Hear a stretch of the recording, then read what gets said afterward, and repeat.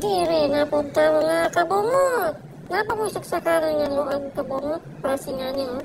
At ito rin ang plago. Upang-upang na siya ka na tungod kay daot na iyahan tornilyohan. Ito na ko na siya ngayon. Ako na bilitan o papilit o diara. Huwag man ako ng videohan kaya napoto man. Dire tawag na ko yung tornilyo mga kabungot. Ako man namin siya ang dikit. Huwag man po na ko kinadikit pang na videohan ko pag dikit. No, ni siya nakita po. Ako na nanin masi-masi ko na ang tornilyo.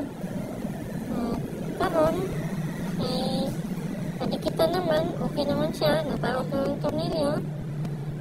Gali na gini siya, iba ito tayo tapog. Diba? Okay na siya, di na siya mapuyog na siya. Pakitol ko na po kayo.